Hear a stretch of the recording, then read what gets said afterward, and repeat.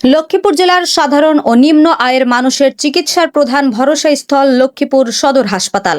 তবে সাম্প্রতিক সময়ে হাসপাতালটির সেবার মান, ব্যবস্থাপনা এবং নানা অনিয়ম নিয়ে রোগী ও স্বজনদের মধ্যে তীব্র অসন্তোষ দেখা দিয়েছে।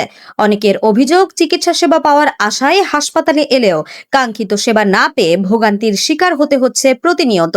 হাসপাতালে চিকিৎসা নিতে আসা কয়েকজন রোগী ও তাদের স্বজন জানান, দীর্ঘ সময় অপেক্ষা, শৃঙ্খলার অভাব, বিভিন্ন ধরনের প্রশাসনিক জটিলতা এবং দালাল চক্রের দৌরাত্ম্যের কারণে সাধারণ মানুষ চরম দুর্ভোগে পড়ছেন। তাদের ভাষ্য, হাসপাতালটি গরিব ও অসহায় মানুষের শেষ ভরসার জায়গা হলেও বর্তমানে সেই ভরসার চেয়ে হতাশাই বেশি। একাধিক রোগীর স্বজন বলেন, আর কত ভোগান্তি হলে সংশ্লিষ্ট কর্তৃপক্ষের নজর পড়বে। সাধারণ মানুষের দুর্ভোগ যেন দেখার কেউ নেই।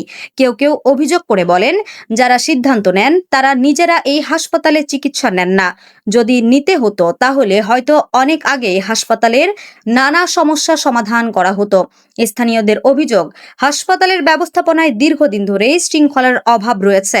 এর পাশাপাশি হাসপাতাল জুড়ে সক্রিয় দালাল চক্র রোগীদের বিভিন্ন পরীক্ষা নিরীক্ষা ও চিকিৎসার নামে বিভ্রান্ত করছে।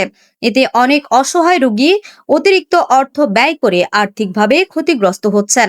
এ অবস্থায় হাসপাতাল থেকে দালাল চক্র নির্মূল, সেবার মান উন্নয়ন, প্রশাসনিক শৃঙ্খলা নিশ্চিত এবং সাধারণ মানুষের চিকিৎসা সেবা সহজলভ্য করতে দ্রুত কার্যকর পদক্ষেপ নেওয়ার দাবি জানিয়েছেন ভুক্তভোগীরা।